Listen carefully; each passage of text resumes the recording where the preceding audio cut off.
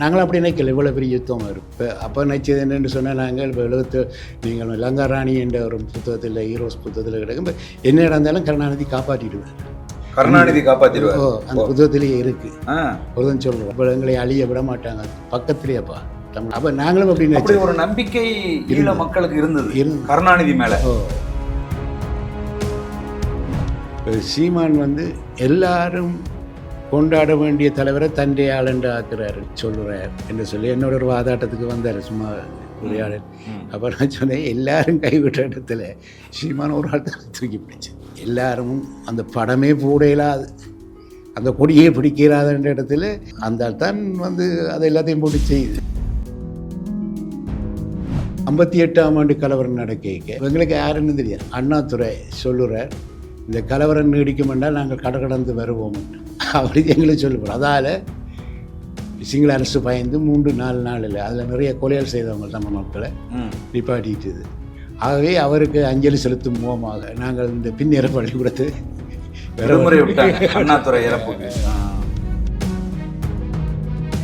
யுத்தம் நடக்கிற காலத்தில் அந்த மக்களையும் போரையும் பெரிதளவு 90% தாங்கு பிடிச்சாக்கள் புலம்பெயர்ந்த மக்கள். எங்களுக்கு வேற ஒரு உதவியும் கிடைக்கல, வேறொரு உதவி செய்யலை. எங்களோட மக்கள் பஞ்சம் சாகாமல் காப்பாற்றப்பட்டது புலம்பெயர்ந்த மக்களுடைய உதவி. போருக்கு ஆயுதங்களுக்கு அதுகளுக்கெல்லாம் பெரிய பண உதவி செய்தது புலம்பெயர்ந்த. ஆனால் அப்படித்தான் எந்த காலம் இருக்கவும் மொழிய அவருடைய அரசியல் தீர்மானத்தை நாங்கள் எடுக்கப்படாது.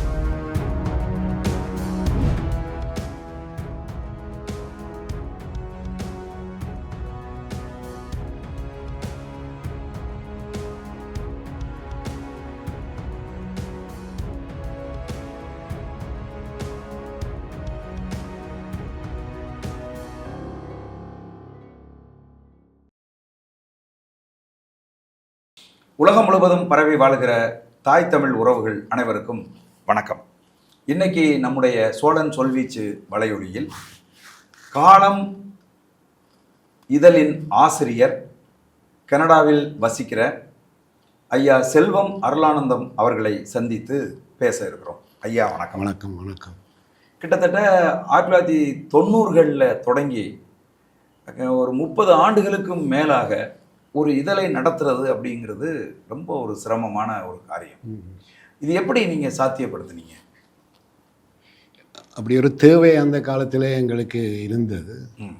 இது ஒரு ரீதியாக சரியில்லை. ஒரு ஆன்ம வலி இருந்தால் தான் இதை செய்யலாம். நான் இந்த சஞ்சியை தொடங்கிய காலத்தில் உலகம் முழுக்க இருந்து புலம்பெயர்ந்த தமிழில் ஒரு 100 பத்திரிகையாவது வெளிவந்திருக்கு, சஞ்சிகைகள் பத்திரிகைகள். ஆனால் பின்னால் இந்த பொருளாதார நெருக்கடிகளால் வாசகர் குறைவுகளாலே எல்லாம் நின்று போயிட்டுது. சரி, இதே நான் ஒரு மன வலிமையாலே நான் ஒரு பணக்கார பின்னணியோ பெரிய படிப்பாளியோ இல்லை, ஒரு மன வலிமையால் தமிழில் இருக்கிற பற்றால், நவீன இலக்கியத்தின் மேல் இருக்கிற பற்றால் இதை தொடர்ந்து நடத்தி கொண்டு வருகின்றேன். எப்படி இந்த எண்ணம் உங்களுக்கு எப்படி உருவாச்சு? அது இப்போ நான் போருக்கு முதல் போன ஒரு ஆள். 81 பாரிஸுக்கு போயினேன். சரி, ஃப்ரான்ஸுக்கு போன உடனே அந்த நேரத்தில் இந்த இன பிரச்சனைகள், பொருளாதார நெருக்கடிகளை தப்புறதுக்காக அகதியாக நாடுகளை அலைஞ்சு பாரிஸு போய் சேர்ந்த உடனே அங்கே வந்த துயர் நாட்டை பிரிந்த துயர். அப்போ அந்த நேரத்தில் நான் இலங்கையில் ஒரு எழுத்தாளர் அல்ல, வாசகன். அந்த நேரத்தில் சில கவிதைகளை எழுதி அங்கே வரக்கூடிய உள்ளூர் கையெழுத்து பிரதிகளை பத்திரிகைகளில் அது வெளிவந்தது. அது வெளிவந்து பின்னாளிலே அது கட்டிடக்காட்டுக்குள் என்ற ஒரு கவிதை தொகுப்பாக வெளிவந்தது. அது இங்கே எல்லாம் தெரியாது, அங்கேயே ஃப்ரான்ஸில். பின்னாளில் தான் இந்த போர் பெருசாக நடந்து கொண்டு இருக்கு, நாங்களே என்ன செய்யலாம், எப்படி தமிழர்கள் மத்தியிலே ஒரு அறிவார்ந்த சூழலை உருவாக்குறது. நாங்கள் ஒரு மிக பாரம்பரியம் மிக்க ஒரு மொழியின் பின்னர் இன்றைக்கு அகதியாக இருக்கலாம், நாங்கள் ஒரு பெரிய பாரம்பரியம் உள்ள ஒரு இனத்தின் வாரிசுகள் உண்டு. அந்த எண்ணம் எனக்கு இருந்தது. அதோட எனக்கு உலகத்தில் எனக்கு மிக விருப்பமானது இலக்கியம். சரி, இலக்கியம்தான் மனிதனாக்குறது. மதங்களோ அல்லது வேறு விஷயங்களோ விட இலக்கியம்தான் மனிதனை மனிதனாக்கும் என்று அந்த அடிப்படையில் தான் இந்த இலக்கிய ஈடுபாடு எனக்கு வந்தது. அதால் இப்போ 10 வருடங்களுக்கு பிறகு நான் இலங்கைக்கு என்னை வளர்த்த பாட்டியை பார்க்க போகிறதுக்காக சுத்தம் கொடுமையாக நடந்து கொண்டிருந்த காலத்தில் இங்கே வந்து சென்னையில் சிக்கப்பட்டு கொண்டேன். சரி. சிக்கப்பட்ட நேரத்தில் ஏனென்றால் நான் அங்கேருந்து வந்த ஒரு ட்ராவல் டாக்குமெண்ட்ஸை இங்கே வச்சு இங்கேருந்து ஒரு பாஸ்போர்ட் எடுத்து இலங்கைக்கு போய் அங்கேருந்து பாஸ்போர்ட் எடுத்து அந்த நேரத்தில் சி மோகன் என்ற ஒரு நண்பர் இலக்கியத்தில் இப்போ எல்லாருக்கும் தெரிஞ்ச நண்பர் அவரோட அறிமுகமாகி அப்பொழுதுதான் ஒரு திட்டமிட்ட ஒரு இலக்கிய பத்திரிகை உருவாக்கம் உண்டு. அது 89 என்ற பிற்பகுதியில் இலங்கையில் இந்திய எழுத்தாளர் சி மோகன். சி மோகன் அவர் தான் எனக்கு அந்த காலம் பத்திரிகையை இங்கே உருவாக்கி தந்தார். அவர் சொன்னார், நீங்கள் அங்கேருந்து ஆக்கங்களை அனுப்புங்க, நான் இங்கே உங்களுக்கு பிரிண்ட் பண்ணி அனுப்புகிறேன். இப்போ ஒரு வசதியும் இல்லை. அப்போ நாங்கள் 89 முடிவில் திட்டமிட்டு 90களில் முதலாவது இதழ் வந்தது. அது இப்போ அதை நான் பிடிக்கல, அதை என்ன பிடிச்சு கொண்டு இருக்கு. இல்லை, இப்போ நான் உங்களை பற்றி நாங்கள் அறிகிற போது நீங்கள் வந்து காலம் இதழுக்கு முன்பே பார்வை அப்படின்னு ஒரு இதழ் நடத்துனீங்கன்னு ஒரு செய்தி ஒன்று இருக்குது. அது வந்து மொன்ட்ரியலில் இருக்க கியூபெக் அரசாங்கத்தின் துணையோட ஒரு அமைப்பு இருந்தது தமிழர்களுக்கான நல்வாழ்வுக்காக. சரி. அந்த அமைப்பு ஒரு பத்திரிகை வெளியிட்டு கொண்டு வந்தது. கையெழுத்து சஞ்சிகை தான். சரி சரி. அப்போ கம்ப்யூட்டர் வரையில் அதில் நீங்கள் அச்சு பதிக்கணும் இல்லாட்டி அதில் அதில் ஆட்கள் இல்லாதபடியா அதுக்கு ஆசிரியராக பொறுப்பேற்று அது அரசாங்கம் காசு 18 இதழ்கள் நான் ஆசிரியராக அது வெளிவந்தது. 18 இதழ்கள். 18. அதுக்கு பின்னாலே குடும்ப சூழல் காரணமாக நான் அந்த மாநிலத்தை விட்டுட்டு ஒன்டாரியோ மாநிலத்துக்கு போக வேண்டி டொரண்டோவுக்கு போயிட்டேன். ஒரு சில பேர் வந்து சொல்கிறாங்க பார்வை தான் காலமாக மாறுச்சு அப்படின்னு. அப்படி கிடையாது. அப்படி கிடையாது. அதில் அரசியல், அதில் அந்த நேரத்துக்குரிய அரசியல் அதுகளெல்லாம் முக்கியத்துவம் பெற்றது. குறிப்பாக காலம் பத்திரிகை அரசியல் இல்லையன்றொன்று இல்லை தன உலகத்தில். ஆனால் குறிப்பாக அது இலக்கியத்துக்கு கூடான அரசியலை தான் முன்னெடுக்கும். நீங்கள் இந்த காலம் பத்திரிகையை தொடர்ச்சியாக தொய்வில்லாமல் கொண்டுட்டு வந்து ஒரு பெரும் சாதனை புரிஞ்சிருக்கீங்க. சந்தித்த சவால்கள் என்னென்ன? அது என்ன சவால் என்று சொன்னால், இதே கனடாவில் நான் பிரிண்ட் பண்ணி பார்த்தேன். அது கட்டுப்படியாது. நான் ஒரு சாதாரண தொழிலாளி, அங்கே ஹெல்த் கேரில் வேலை செய்கிற ஒரு தொழிலாளி. மற்றது அங்கே அதை செய்தாலும் ஒரு 100 பேர் தான் அதை வாசிப்பினும் படிப்பினும். சரி. அதை சென்னையில் செய்யணும் அல்லாட்ட இலங்கையில் செய்யணும். அப்போ நாங்கள் சென்னையில் தான் கூடுதலாக செய்கிறோம். அப்போ அது செய்யக்கு சில பிள்ளைகள் வர பார்க்கும். எனக்கு ஆக்கத்துக்கு எந்த குறைவும் இல்லை. ஏன்னா பிரிண்டில் வர பத்திரிகையில் இப்போ இது ஒன்று தான், 2 பத்திரிகை தான் இந்த பிரிண்டில் வருது, மற்றெல்லாம் ஆன்லைன். எழுதுறதுக்கு பேராசிரியர் மாதிரி இருக்கணும், அறிவாளிகள் இருக்கணும், சமூக விஞ்ஞானிகள் இருக்கணும். எழுத்தில் இல்லை. இவ்வளவையும் வேண்டி அதை இங்கே அனுப்பி அவர்கள் திருப்பி அதை லே அவுட் செய்து எனக்கு அனுப்பி இதெல்லாம் செய்து முடிய ஒரு பண பிரச்சனை வரும். ஒரு பத்திரிகை செய்கிறதுக்கு இங்கே ஒரு $1500 முடிஞ்சால் அதை வந்து தபாலில் அங்கே அனுப்புறதுக்கு இன்னும் ஒரு $1500-2000 வேணும். அதால் அப்படியான சிக்கல்களால் அது காலாண்டு இதழ் இப்போ அரையாண்டு இதழை தான் வந்துக்கிட்டு இருக்கு. அந்த சிக்கல்கள் இருக்குது. ஆனால் அது என்னென்று சொன்னாலும் உங்களை போன்றாக்கள் பெரியாக்கள் கவனிக்கணும். இதை இப்படி ஒன்று தொடர்ந்து வந்து கொண்டு இருக்குது. அப்பப்போ என்ன போல தியாகம் செய்தாக நிறைய பேர் இருக்கு. இப்போ நாங்கள் கேட்போம், வீட்டில் கேட்போங்க, இப்போ நீ என்னதுக்கு தமிழுக்கு செய்ய வேணுமான்னு. நாங்கள் வன்னிக்கு போய் போராடவா முடியும் இனி? அது சரி, இப்படி தமிழுக்காவது இப்படியான வேலைகளை செய்யலாம். சரி சரி. ஐயா, நீங்கள் வந்து இந்த காலம் இதழை நாங்கள் வந்து எப்படி பார்க்குறோம்னா, தமிழ் ஈழத்துக்கும் தமிழ்நாட்டுக்குமான ஒரு பாலம், இலக்கிய பாலமாக இது வந்து இருக்கிறத நாங்கள் பார்க்குறோம். இது 2 சமூகத்தினுடைய இலக்கிய பாலமாக அமைக்கிறதுக்கு நீங்கள் வச்சிருக்கிற அளவுகோல் என்னங்க? இல்லை, அப்படி நீங்கள் கலைஞர் நீங்கள் பெருந்தன்மையோடு சொல்கிறீங்க. இது எனக்கு என்ன ஒரு அப்படியெல்லாம் நான் திட்டமிட இல்லை. ஆனால் அது அப்படியே போச்சுன்று தான் நானும் உணர்றேன். இது ஒரு உலகத்தில் இருக்கக்கூடிய எழுத்தாளர்களுக்கு ஒரு பாலம் குறிப்பாக. ஆனால் நான் அப்படியெல்லாம் திட்டமிட்டு இப்படி செய்யணும் இப்படி செய்யணும் எங்கிட்ட தனிப்பட்ட விருப்பங்கள். ஒரு பழைய பாடல் ஒன்று எனக்கு ஞாபகம் பெறுகிறது. கண்ணல் என்னும் கருங்குருவி சோனமலை கஞ்சி மின்னல் என்னும் பூவை எடுத்து சொல்லும் கார்காலம் உண்டு. அது அந்த பாடலின் கருத்து என்னென்று சொன்னால், அந்த குருவி வந்து தன் குஞ்சுகளுக்காக அந்த மின்மினி பூச்சியை கொண்டே அந்த கூட்டுக்களை வைக்கிது. ஆனால் அந்த கார்காலத்திலே அது ஒரு வெளிச்சமாக மற்றவைக்கு தெரியுது. ஓஹோ. இப்போ இதெல்லாம் நாங்கள் வந்து ஒரு எங்கட ஆசைக்கு இதை செய்ய வலிக்கிட்டது. இன்றைக்கு அது ஒரு நீங்கள் சொன்ன மாதிரி அப்படி இந்த காலத்தில் ஒரு ஆக்கம் வாரது நல்லதென்று நினைக்கக்கூடிய தமிழ்நாட்டு எழுத்தாளர்கள், எழுத்தாளர்கள், புலமைந்த எழுத்தாளர்கள் இருக்கிறான். அது உண்மைதான். அது ஒரு பாலமாகத்தான் எனக்கும் படுகுது. நான் அதை பெருமையாகவும் சொல்கிறதுக்கு இல்லை. ஆனால் இது தற்செயலாக நடந்தது, திட்டம் போட்டு நடந்தது என்று இல்லை, தற்செயலாக நடந்தது. எனக்கு என்னென்று சொன்னால், இப்போ உதாரணத்துக்கு நான் இந்த இந்தியாவுக்கு வந்த வருஷம் வருவேன், நண்பர்களுக்கு தெரியும். இந்தியாவுக்கு ஒருக்கா வாரத்துக்குரிய பணத்தில் 3 தரம் கியூபாவுக்கு போகலாம், 3 தரம் டொமினிக்கன் தீவுகளுக்கு போகலாம் வெக்கேஷனுக்கு பிள்ளைகளோட. எனக்கு தமிழ்நாட்டுக்கு வரவோம்னு துடிப்பாக இருக்கும். தமிழ்நாட்டுக்கு வருவோம் ஏன்னு சொன்னால், அது எங்களை இரத்தத்திலே எப்படியோ கம்பன் பிறந்த தமிழ்நாடு, அப்படி எங்களுக்கெல்லாம் தமிழென்றால் அது இதுதான். அப்போ அந்த அந்த ஆசை, அந்த இது வந்து தமிழோடு எங்களுக்கு இருக்கிற உறவு, அதுதான் இந்த தமிழ்நாடோடு எங்களுக்கு இருக்கிற அந்த உறவாக இருக்கிறது. மற்றும்படி அரசியலை பற்றி அது காலத்துக்கு காலம் அரசியல் மாறிக்கொண்டு போகும். யாழ்ப்பாண தமிழனும் சென்னை இருக்கிற தமிழனும் வேறு இல்லை. அது பண்பாட்டு ரீதியாக அது சில விஷயங்களில் மாறுபடலாம். அந்த தமிழென்ற உணர்வில் நாங்கள் எல்லோரும் ஒரே ஆக்கள் என்று தான் நான் நினைக்கிறேன். நிச்சயமா. அதாவது யாழ்ப்பாணத்தில் வந்து எங்கள் ஐயா கே டேனியல், காசிவத்தம்பி அவர்கள், இப்படி பல்வேறு இலக்கியவாதிகளினுடைய வாசகர்கள் தமிழகத்தில் கூடுதலாக இருக்காங்க.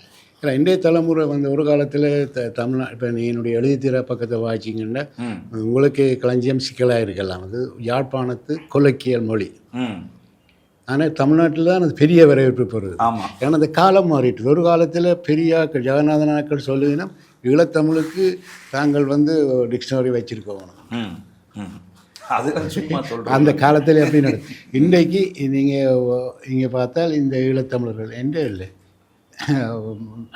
கவி அழகண்டே, தீபச்செல்வன்றே, இதெல்லாம் வேண்டி அதெல்லாம் வந்து எங்கட வேண்டி புரியக்கூடியதாக படிக்கிற ஒரு சூழல் இங்கே உருவாகி இருக்குது. ஒரு நல்ல காலம் தான். இல்லை, அது மட்டும் இல்லையா, யுத்தம் வந்து தமிழகத்தையும் ஈழத்தையும் ரொம்ப நெருக்கப்படுத்திடுச்சு.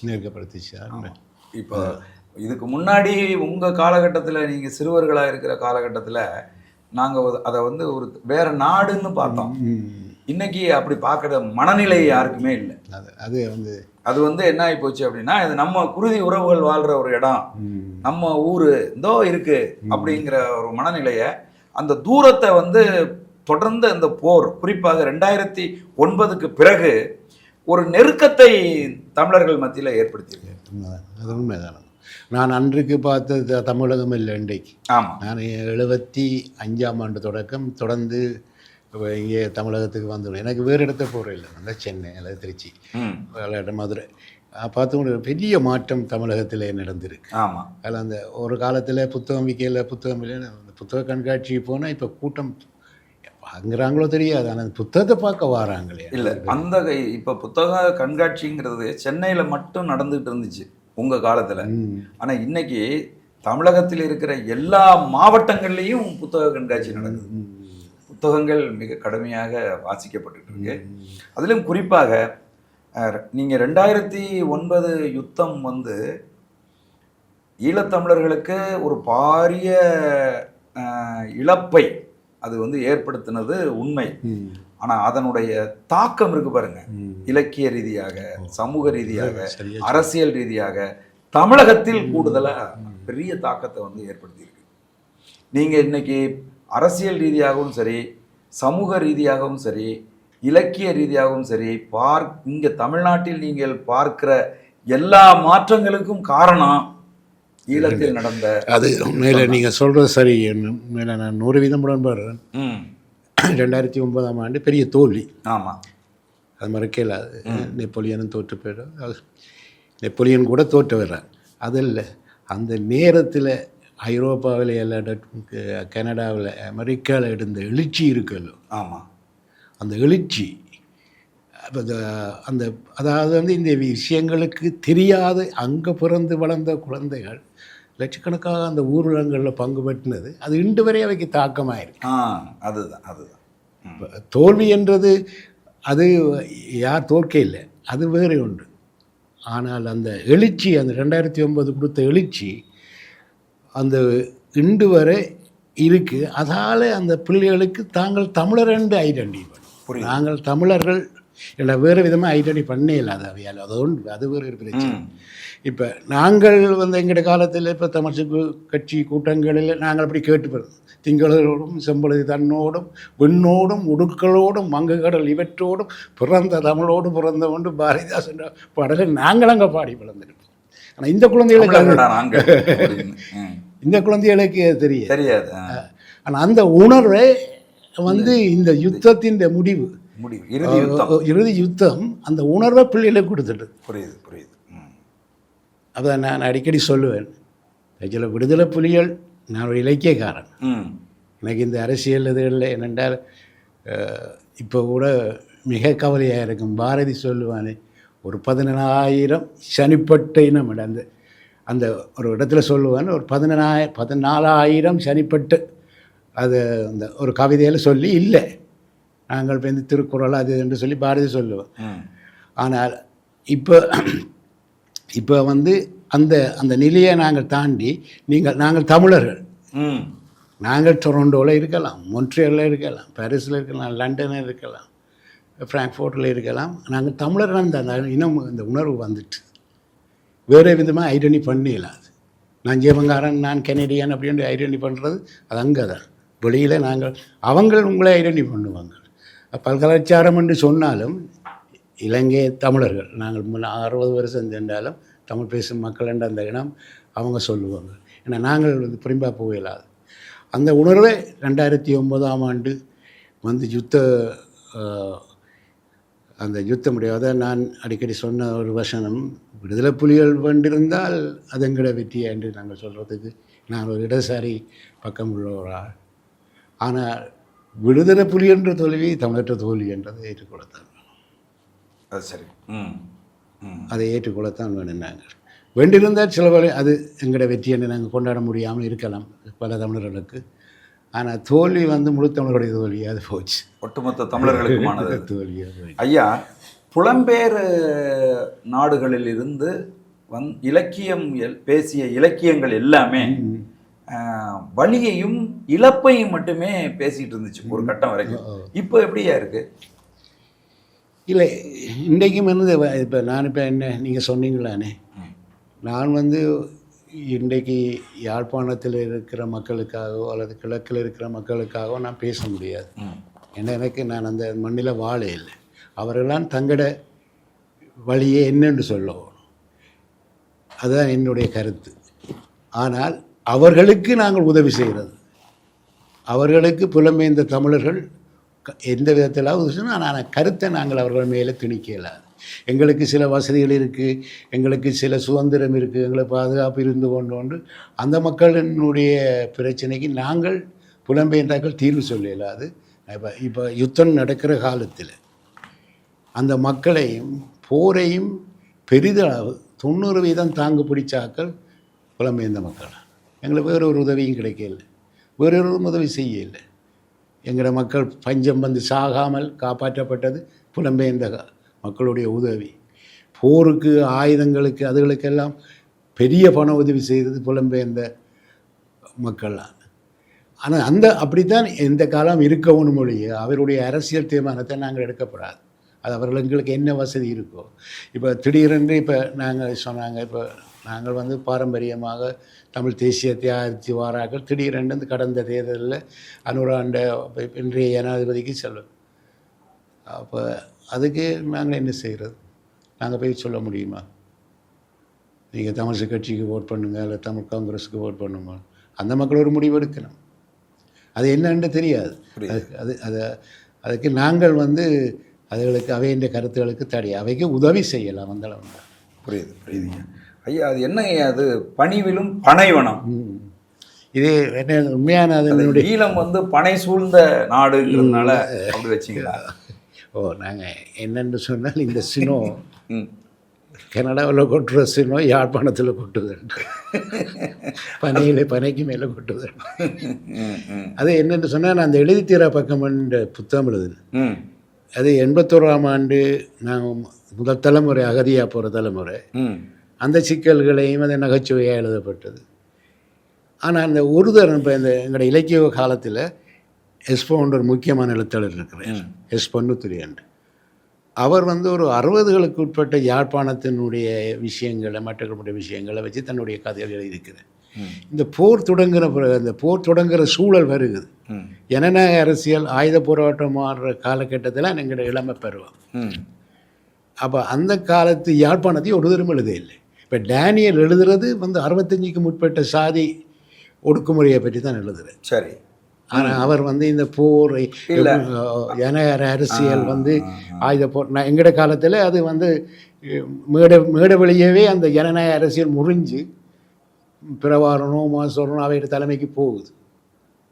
இப்போ அந்த காலகட்டத்தில் நாங்கள் வெளிக்கிடுறோம். அப்போ அந்த காலத்து யாழ்ப்பாணத்தை ஒரு தரம் எழுதவில்லை. ஆமாம், நீங்கள் சொன்ன மாதிரி டேனியல்லாம் வந்து எழுதலை. இல்லை, அவங்க 65க்கு முன்னாடியே சாதி பிரச்சனை. ஆமாம் ஆமாம். எஸ்போ வந்து ஓரளவுக்கு வந்து யாழ்ப்பாண பட்டணத்தை வச்சு எழுதியிருக்கிறேன். கணேசலிங்கன் அவை வந்து எழுதியிருக்கிறேன்.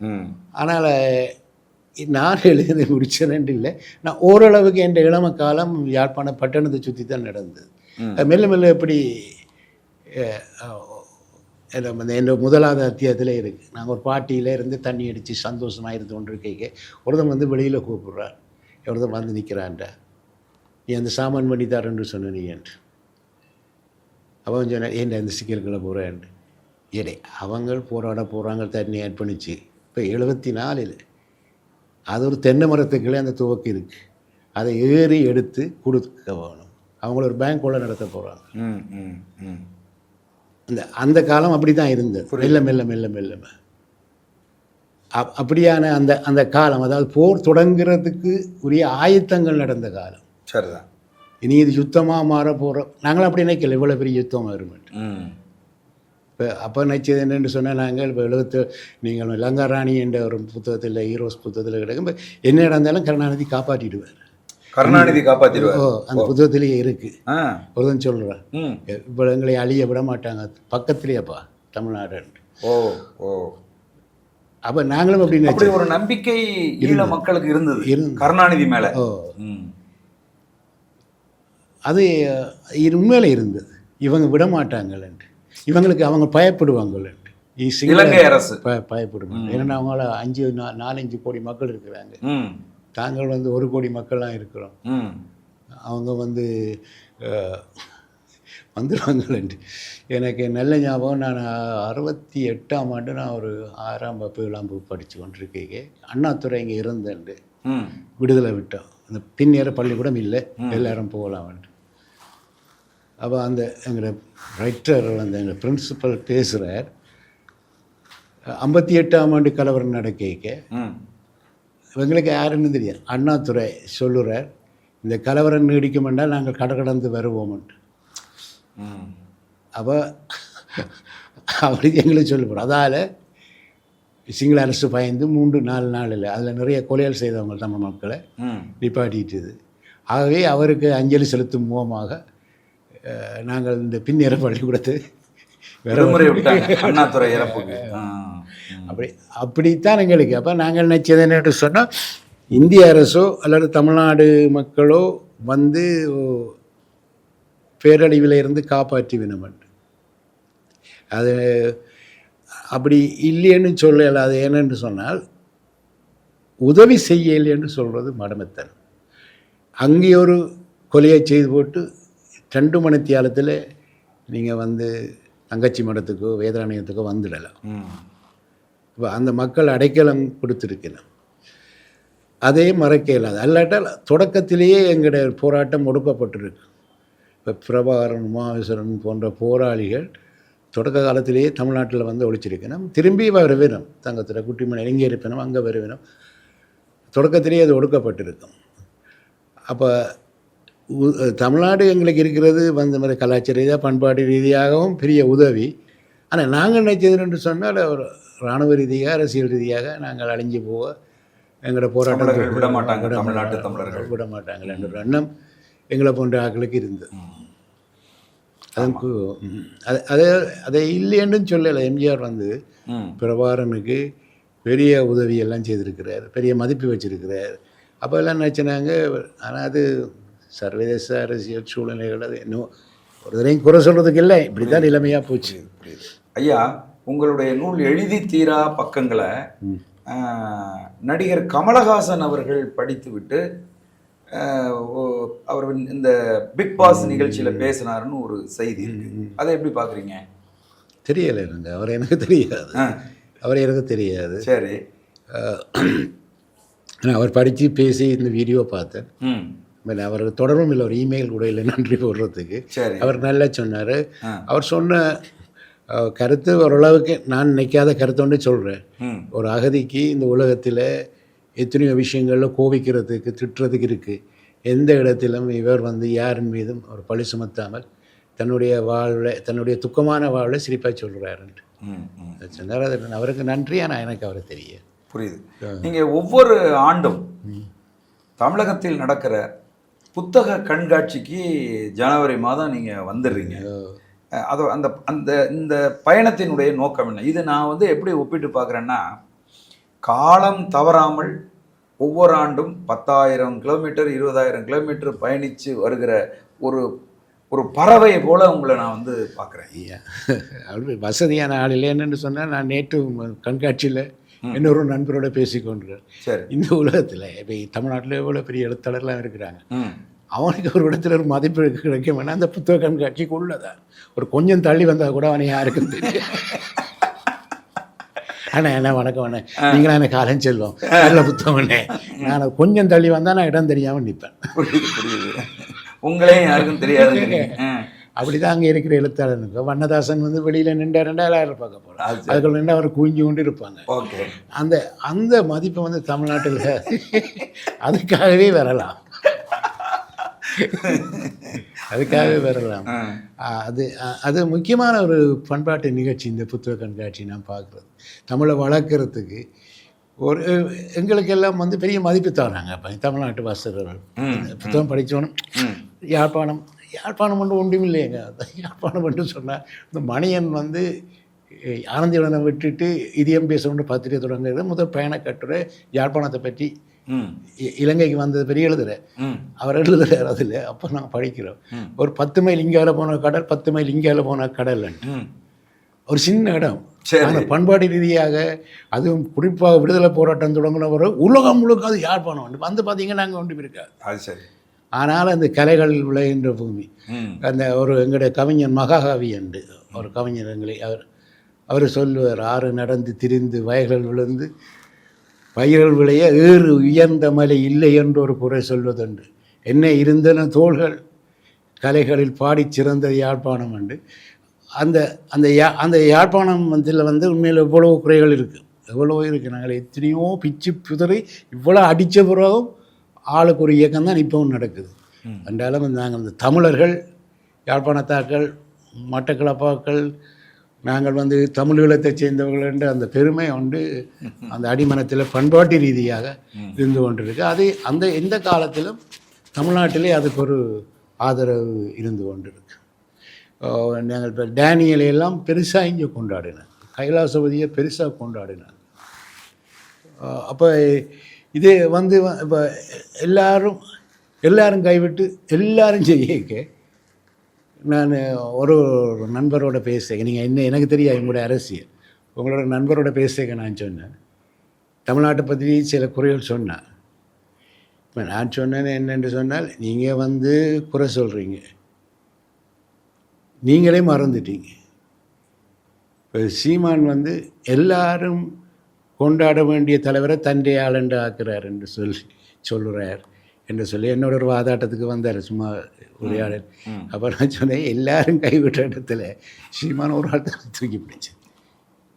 எல்லாரும் அந்த படமே போடையிலாது, அந்த கொடியே பிடிக்கிறாதுன்ற இடத்துல அந்த தான் வந்து அதை எல்லாத்தையும் போட்டு செய்யுது. இது நல்லா இருக்குது நீங்கள் சொல்கிறது. அந்த சொற்றொடர் வந்து நல்லா இருக்குது. என்னென்னா, எல்லாருக்கும் பொதுவான ஒருத்தரை சீமான் மட்டும் சொந்தம் கொண்டாடுறாருன்னு சொன்ன ஒருத்தருக்கு நீங்க சொன்ன பதில், எல்லாரும் கைவிட்ட போது சீமான் மட்டும்தான் அவரை தூக்கி பிடிச்சான் அப்படிங்கிறது நல்லா இருக்கு அந்த சொச்சோட. எனக்கு அப்படி இது இவர் இல்லை, ஒரு ஆர்ச் பிஷப் வந்தவர், நான் கேத்தலிக் பிறப்பார். அவர்கிட்ட மாசில் போய் அவர் சொன்னார், ராஜீவ்காந்தி கொண்ட பிறகு ஒரு தடவை கதைக்கல். ஆமாம், அந்த நேரத்தில் ஒரு பெரிய அழிவு நடக்குது யாழ்ப்பாணத்தில். நான் நினைக்கிறேன், நான் வந்துடுற கோயில் கொண்டு இன்னும் பெரிய அழிவு இங்கே கதைப்பார் இல்லை என்ற ராஜீவ்காந்தி அப்போ தான் இருந்தது அந்த தலைவர். ஆனால் தாங்கள் கத்தோலிக்க திருச்சபை முஸ்லீம் மக்களோட இணைஞ்சி மதுரையில் பெரிய ஆர்ப்பாட்ட ஊர்வலம் செய்தாங்க. அதுக்கு பிறகு தான் மற்றவை பேச வீரமணி ஆக்களெல்லாம் அதுக்கு பிறகு தான் பேச தொடங்கினது. அப்படி ஒரு காலகட்டத்தில் அந்த 2009 பிறகு சரிப்புல வேறு எனக்கு தெரியாதது. ஆனால் நீங்களே பயந்து கொண்டு இருக்கீங்க. புரியுது புரியுது. நீங்கள் எழுதி தீரா பக்கங்கள் வந்து ரொம்ப ஒரு நகைச்சுவையான எழுத்து. அந்த எழுத்து அது இயல்பான பகடி உங்களுக்கு எப்படி வருது? நேரம் பார்த்தா சீரியஸாக இருக்கீங்க. இல்லை கதைச்சல் தான் சீரியஸ். இல்லை இல்லை, அது இயல்பாக கொஞ்சம் நகைச்சுவையில் விருப்பம். அது இயல்பாக இருக்கக்கூடிய திட்டமிட்டு நான் ஒரு நகைச்சுவை திட்டமிட்டு எழுதப்பட்டதும் இல்லை. இப்போ உதாரணத்துக்கு இப்போ நீங்கள் வந்து நான் அதில் வேறு ஒரு சம்பவத்தை சொல்கிறேன். என்னோடய ரூமில் இருக்கிற பையன் அப்பாவும் வந்தவன், அவன் தமிழை தவிர வேறு ஒன்றும் தெரியாது. அவன் வேலை கிடைச்சி ரோட்டில் பஸ்ஸுக்காக காத்திருக்க இன்னும் ஒரு தமிழர் அவர் பாதை தெரியாமல் வந்து அவர் நிற்கிறார், இவர் எந்த சாதி ஆளோ தெரியாதுன்ட்டு அந்த நிற்கிற பையன்ட்டு, தம்பி தமிழ் தெரியுமோன்னு கேட்குறார். அவன் அவருக்கு சொன்ன பதில், நான் தமிழும் தெரியாட்டால என்ன செய்கிறதுன்ட்டு. இது அந்த இதில் உண்மையாக நடந்தது. அப்போ அது வந்து எனக்கு அந்த இயல்பாக அதை கிரகிக்கிற தன்மை இருந்தபடியால் அந்த அவற்றை அனுபவத்தை என் அனுபவம் மாதிரி அதை எழுதுறது. அது வந்து நான் இப்போ கூட எழுதிய எனக்கு ஒரு நகைச்சுவை உணர்வு இல்லாமல் ஒரு புத்தகத்தை எழுதினாலே எழுதியல் எவ்வளோ துக்கத்தையும் சிரித்து கொண்டு கடக்கணும்னு ஓரளவுக்கு நம்புகிறேன். வள்ளுவர் சொன்னது மாதிரி என்ன எவ்வளோ துன்பம் வரும் வேளையில் சிரிங்க. சரி, இப்போ நீங்கள் சோழன் சொல்வீச்சு மூலமாக நடிகர் கமலஹாசனுக்கு உங்களுடைய அந்த நன்றியை சொல்லணும் அப்படின்னா எப்படி சொல்லுவீங்க? அவருக்கு கட்டாயம் நல்ல கலைஞன் என்னென்று சொன்னார், அவர் என்ன தெரிஞ்சிருக்கணும், அல்லாட்ட நான் இந்த சினிமா இலவத்தில் இருந்திருக்கணும். அவருக்கு ஏறத்தாழ அவன் அவர்கிட்ட வயதுனாக்கு அவர் ஒரு விஷயத்தை பார்த்து இப்படி சொல்கிறேன்டா அவர் உண்மையான கலைஞர்னு நினச்சிங்க. நான் என்ன சொன்னார், இப்போ நான் எழுதிக்க அப்படித்தானே பார்ப்பேன், என் புத்தகம் நல்ல புத்தகம் அவங்களுக்கு விளங்க இல்லையே அப்படிதான் இருப்பேன். அவர்னால் இதை போட ஒன்று கூட திட்டமிட இல்லை. இது வசந்தகுமார் தமிழினியிலே அவர் ஒரு நண்பர் ஆறுக சொல்லி கேட்டார். நான் சொன்னேன், வசந்தகுமார் நீங்கள் எவ்வளோ நல்ல புத்தகத்தை போட்டிருக்கிறீங்க, இப்போ மோசமான புத்தகம் அது நான் பேசினாலே மலையாளம் பேசுகிறீங்கன்னு கேட்குற ஆட்கள் இங்கே தமிழ்நாட்டில். அப்போ நீங்கள் வந்து இல்லை செல்வம் நல்ல புத்தகம் உண்டு. அது எப்படியோ அவர்கிட்ட கைக்கு போய் இதை சொன்னதுனால அவருக்கு நேராக கண்டு ஒருக்காக கூட நன்றி சார். ஏனென்று சொன்னால் இது சொன்னவர் தான் இந்த வைஃப் கூட என்ன மதிக்கிறேன், ஏதோ நீ நல்லா செய்கிறேன்.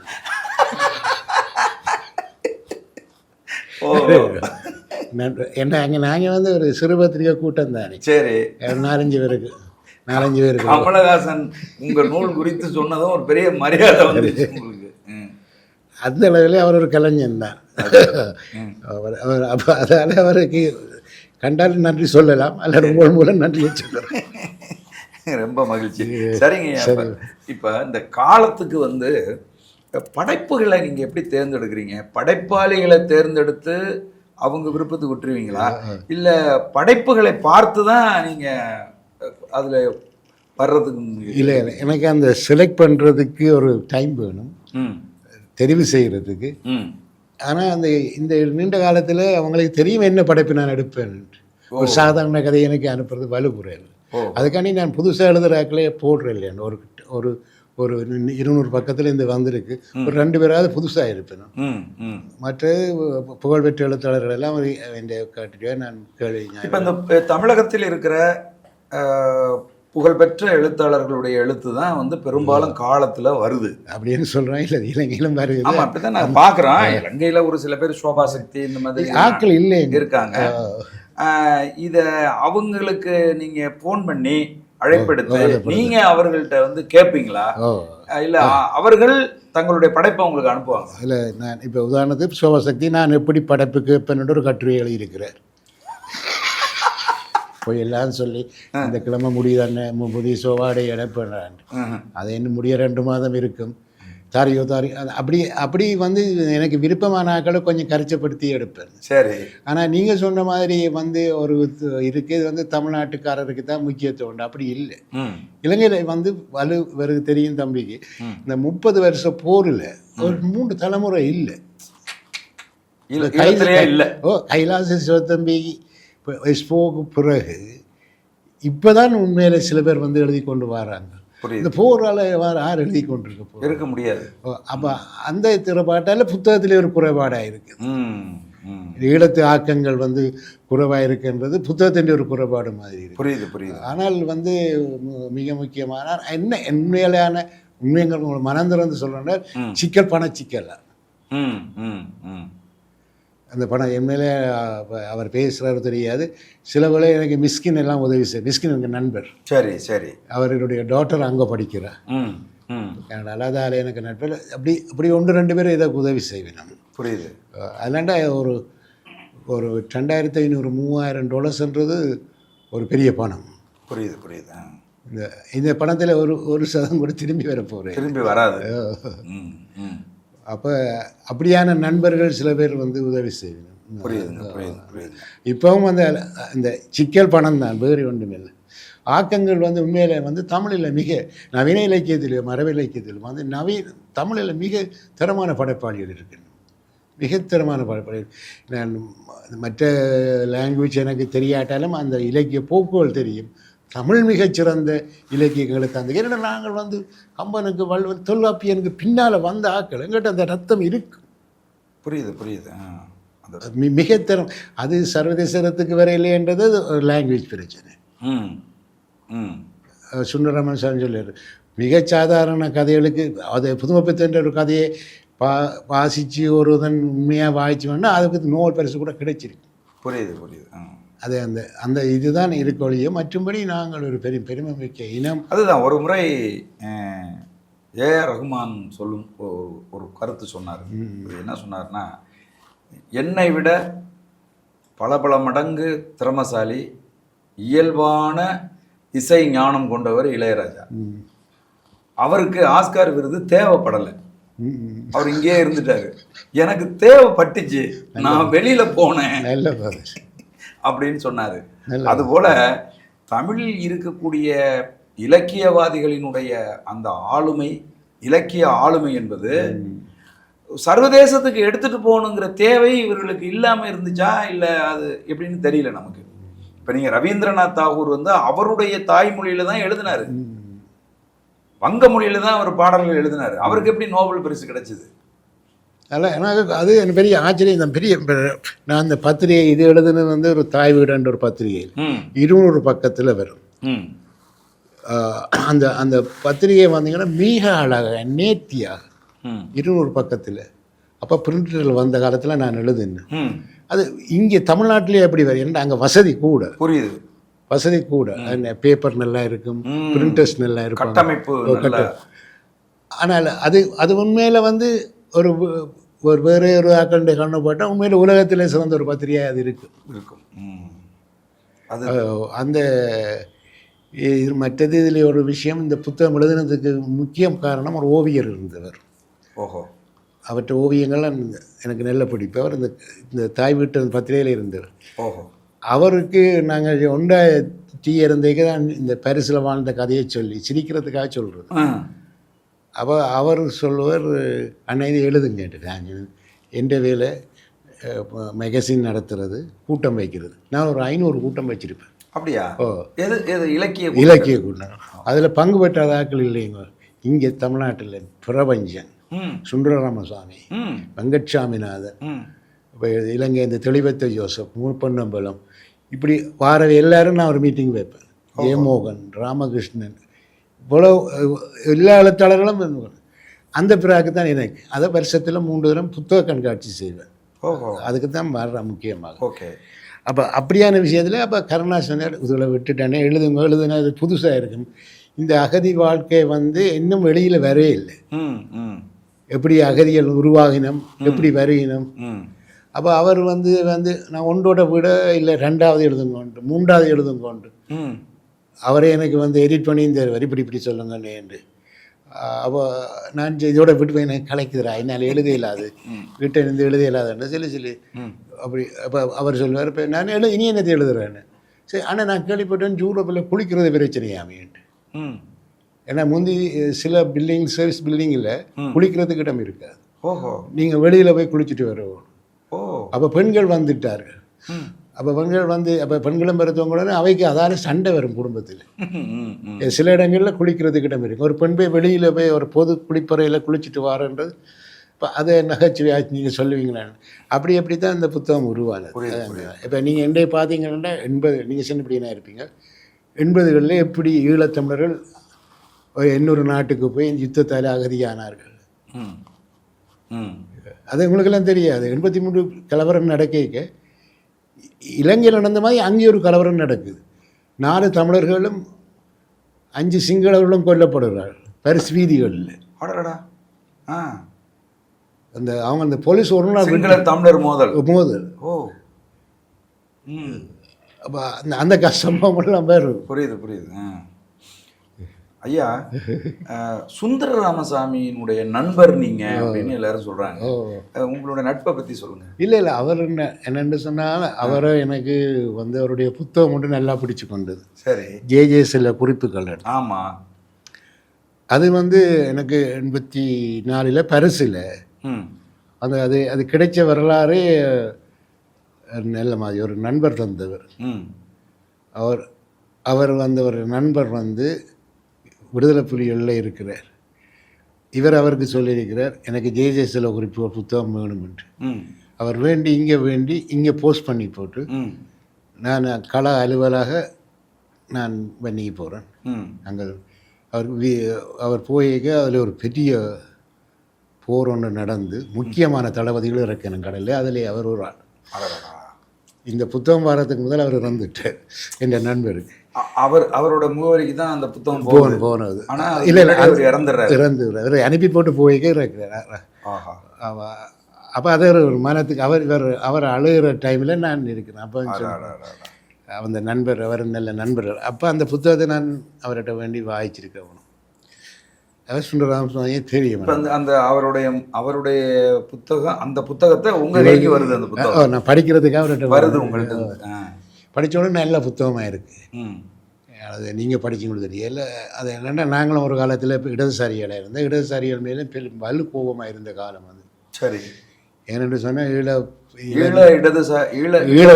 பொதுவுடைமை சிந்தனையாளர்கள் மேலே எனக்கு கோபமாக இருந்த காலம். என்னென்று சொன்னால் அவங்களும் சேர்ந்து தான் எல்லாத்தையும் செய்து கொண்டிருக்கிறாங்க. எண்ணம் வந்துட்டு தமிழினை அழிப்புன்றது அவரோட சேர்ந்து விடணும். இவன் கூட ஜேவிபி லீடர் ரோகண விஜயவீரா கூட இடதுசாரி தானே. அவங்களாம் இன்றைக்கி ஆளுநர். அப்படி பார்க்க போனால் அனுரவும் இடதுசாரி தான் இன்னைக்கு.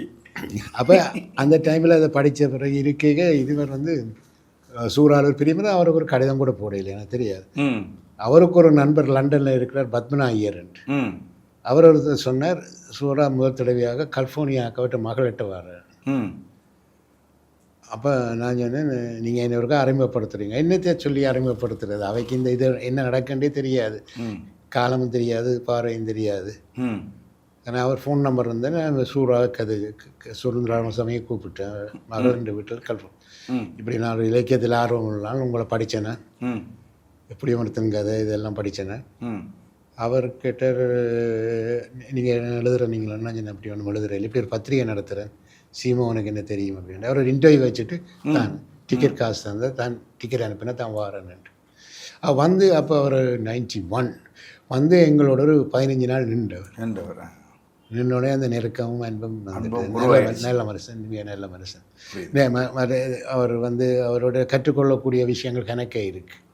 அவருக்கு இப்போ எங்கள் ஈழத்து ஆக்களோட அவருக்கு தோல்விகள் இருக்குது.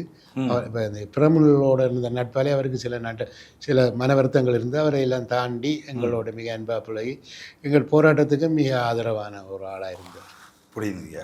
இப்போ நீங்கள் இன்னைக்கு வந்து இந்த யுகம் வந்து டிஜிட்டல் யுகம், எல்லாமே டிஜிட்டலைஸாக ஆகிட்ட நேரத்தில் அச்சு ஊடகம் வந்து எப்படி வெற்றி அடையும்னு நீங்கள் நம்பி அதில் இன்னும் பயணிக்கிறீங்க? இல்லை நான் அப்படியே உங்களை போல பெரிய பேர் சொல்லுகணும் ம் டிஜிட்டல் ஊடு அதை மறுக்க இல்லாது. ம் ஆனால் புத்தகம் அழிஞ்சு போகும்னு நான் கடைசி மட்டும் நான் கேள்வி. நினைக்கல. ம் புத்தகம்ன்றது அந்த உறவு புத்தகனுக்கும் மனுஷனுக்கான உறவு, அதுவும் குறிப்பாக தமிழர்களுக்கான உறவு அழிஞ்சு போகும்னு நான் நினைக்கல. உங்களுடைய எப்படி புத்தகம் முற்றாக அழிஞ்சு டிஜிட்டலில் வரும்ன்றது நீங்கள் நம்பினா அதை எனக்கு, நான் ஒரு சயின்டிஸ்ட் அல்ல, நான் நினைக்கிறேன் புத்தகத்துக்கு மனுஷனுக்கான உறவு நீண்ட காலத்துக்கு நீடிக்க மாட்டேன். நீடிக்கும்னு நினைக்கிறீங்க. நினைக்கிறேன். இளைய தலைமுறை பிள்ளைகளுக்கு இந்த இலக்கியம், நூல்கள் இவை குறித்து நீங்கள் சொல்ல விரும்புகிறது என்ன? இல்லை, நான் இப்போ நான் உண்மையில் என்னுடைய புத்தகங்கள் இப்போ 3 ஆங்கிலத்தில் வந்திருக்கு. ம் இது யாருக்கு வந்திருக்குன்னு சொன்னால் தமிழ்நாட்டிலுக்கு ஆக்களுக்கு அல்ல. ம் தமிழ்நாட்டிலும் இப்போ அந்த நிலைமை தான். என்னுடைய பிள்ளைகள் தமிழ் பேசுங்க. என் அம்மா என்னோட இருந்தபடியால் கனகாலம் அவை தமிழெல்லாம் பேசணும். ஆனால் அவையால் வாசிக்க இல்லாது, தமிழ் எழுத படிக்க தெரியாது. எழுத படிக்க தெரியாது. முயற்சி செய்தவை அது அவைகளுக்கு தான் அதுக்கான தான் இந்த அப்படியான ஒரு பெரிய கூட்டம் உருவாயிட்டு ஐரோப்பா முழுக்க தமிழ் பேசுவார்கள், ஆனால் எழுத படிக்க தெரியாது. என்ன அப்படியும் தாண்டி ஒரு கொஞ்சம் பேர் வருகினம். அதுக்கும் அவைக்கும் இந்த பண்பாட்டு கல்ச்சர் ரீதியாக இந்த புத்தகங்கள் வழங்குறது கஷ்டமாயிருக்கு. நான் உங்களுக்கு இப்போ சொன்னேனே, அப்போ நான் என்னப்பா நீ எழுதுனேன்னு சொன்னேன். இப்படி தானே பாஸ்போர்ட்டை கிழிச்சு போட்டு ஃப்ளைட்டுக்குள்ளே போட்டு கீழே இறங்கி நின்று நான் அகதி என்று கையெழுத்தி சொல்லுவோம். பாஸ்போர்ட் இல்லாமல் தான் வந்தேன்னா அது கிரிமினல் வேலையப்பான்னு சொல்லுவாள். பாஸ்போர்ட் இல்லாமல் தெரியும். அவைக்கு நாங்கள் பட்ட பாடு சொல்லுவோம். சரி. அவை சிலவில் போர் தெரிஞ்சிருக்கும், அதுக்கு முதற்பட்ட சம்பவங்கள் தெரியாது. அவை எல்லாம் தாங்க இப்போ வசதியாக இருக்கணும், கார்கள் வீடுகள் அதில் எங்களோட பிள்ளைகள் இருக்கைக்கு நாங்கள் ஒரு ரூமில் 10 பேர் படுத்திருக்கிறோம். அல்லாட்ட நைட் ஷிஃப்ட் ஆறவன் என்னோட நிலம்பினா தான் படுக்கக்கூடிய சூழ்நிலை பரிசில் இருந்திருக்கிறோம். புரியுது. அவள் தலைகணி எடுத்து ஒழிச்சு வைக்கிறது எல்லாம் இருந்திருக்கு. தலைகணி படுக்க இடம் இல்லை. அந்த சூழலையே வைக்க நாங்கள் சொன்னாலும் அப்போ விளங்காது. சில வேளை புத்தகங்களாலவே கண்டுபிடிப்பேன். கொஞ்சம் கஷ்டப்பட்டு தான் இருக்கிறாங்க. அப்போ ஆனால் அவங்களுக்கு ஒரு வேறு வாய்ப்பு இருக்குது. இப்போ நோர்வேயில் இருக்கிற ஒரு குழந்தைக்கு நோர்வேஜிய கல்ச்சர், நோர்வேஜிய உலக இதிகள் விஷயங்களை பழக்கிறதுக்கு பல வழிகள் இருக்குது. அதே நேரத்தில் எங்களோட தமிழ் வாழ்க்கையுமே படிக்கணுமென்றதான் எங்களுடைய ஆக்கள் தொடர்ந்து முயற்சித்து கொண்டு இருக்கிறோம். புரியுது. விட்டுட்டு போகப்படாது. அவை சும்மா ஒரு திருக்குறளை சொல்லலாம், ஆனால் அதனுடைய ஆழம் நீளம் பாருன்னு சொன்னால் எங்களோட தமிழ் வாழ்க்கை வந்து வாழ வரும். தமிழ் கலாச்சாரம், தமிழ் பண்பாட்டுக்குள் வந்தாதான் அதனுடைய உண்மை தன்மை புரியும். அவங்க என்னன்னு சொன்னால் அவங்க டபுள் ஆக்டிங் போடுறாங்க. வீட்டுக்குள்ளே தமிழராயும் வெளியில் வேறு ஆளாயும். அது காலத்தின் தேவை. சர்வைவல் ஆஃப் ஃபிட்னஸ், வாழ்க்கைக்கு அது தேவைப்படுது. ஐயா, கிட்டத்தட்ட ஒரு 30 ஆண்டு காலத்துக்கு மேலே ஒரு இதழை நீங்கள் நடத்திட்டீங்க. இதை உங்களுக்கு அப்புறம் இந்த இதழ் தொடரணும் அப்படின்னு நீங்கள் நினச்சிங்கன்னா அதை யார் முன்னெடுப்பா? அதை சொல்லலாது. இதுக்கு எந்த தீர்க்கரசனமும் இல்லை. நான் நான் இந்த கனடாவில் தொடங்க சொன்னாங்க, டொரண்டோவில் தொடங்க சொன்னாங்க, பெரியாக்க சொன்னாங்க, பேர் வேண்டாம். இந்தியாவிலேருந்து வந்த எழுத்தாளர்கள் பெரியாக்க சொன்னாங்க. இந்த ரேடியோக்கள், இந்த புத்தகங்கள், இந்த பேப்பர்கள் இன்னும் 10 வருஷம்தான். அடுத்த தலைமுறைக்கு 80 மில்லியன். அது சொல்லி 35 வருஷம் ஆச்சு, 25 வருஷம் ஆச்சு. இன்றைக்கும் அது நடந்து கொண்டா நான் செய்து கொண்டா இருக்கிறேன். ஆனால் நீங்கள் சொன்னாங்கன்னாக்கி இதுக்கு எந்த அறிகுறியும் இல்லை. திடீரென்று ஒருத்தன் வருவேன், நான் புத்தகம் விற்கிறேன், நான் புத்தகம் கூட்டம் வைக்கிறேன், ஒருத்தன் போயிட்டானா இனி என்ன எல்லாம் 50 வயதுக்கு மேற்பட்டாக்கள வேறு ஒருத்தன் வருவான். புரியுது. அந்த 15-20 பேர் தொடர்ந்து காப்பாற்றப்பட்டு கொண்டு, ஒரு ஆள் ரயிலாக ஒரு ஆள் ஏறிக்கொண்டு இருக்கிறார். ஆனால் எதிர்காலத்தில் வேறு மாதிரி இது மாறலாம். ஆனால் தமிழ்ன்றது அழியாது கடைசி மட்டும் அழியாது. அதை நான் நல்லா உணர்ந்துவிட்டேன். புரியுது. அது தமிழ்ன்றது அழிய போகிறேன். அது இங்கிலீஷில் கூட இது அது என்னென்னு சொல்கிறது, நீங்கள் என்ன தான் சொன்னால் நீங்கள் தமிழர்றானே. ஆமாம், அதில் மாற்றுக்கிறது கிடையாது. நீங்கள் என்ன தான் சொல்லுங்க, நீங்கள் தமிழரா. ஆமாம். நாங்கள் கொஞ்சம் பிள்ளை விட்டுவிட்டோம். ஏன்னா ஒரு சைனீஸ் குடும்பத்தில் போனால் நான் வீடுகளுக்கு போய் வேலை செய்கிறது, அந்த நர்ஸ் மாதிரி வேலை செய்கிறேன். அந்த குழந்தைகளும் தாழ்ப்பிலும் சைனீஸில் பேசுகிறேன். இத்தாலியன் குடும்பங்களுக்கு போனால் அவங்க இத்தாலியன் மொழியில் பேசுகிறாங்க.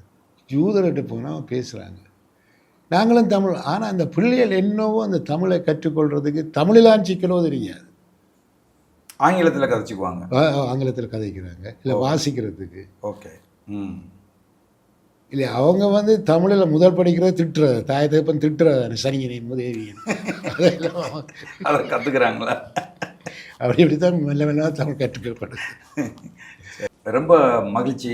எங்களுடைய சோழன் சொல்வீச்சு அரங்கத்துக்கு வந்து உங்களுடைய நீண்ட அனுபவங்களை எங்களோடு நீங்கள் திட்டமிட்டு அப்படி வந்திருக்காதுங்க.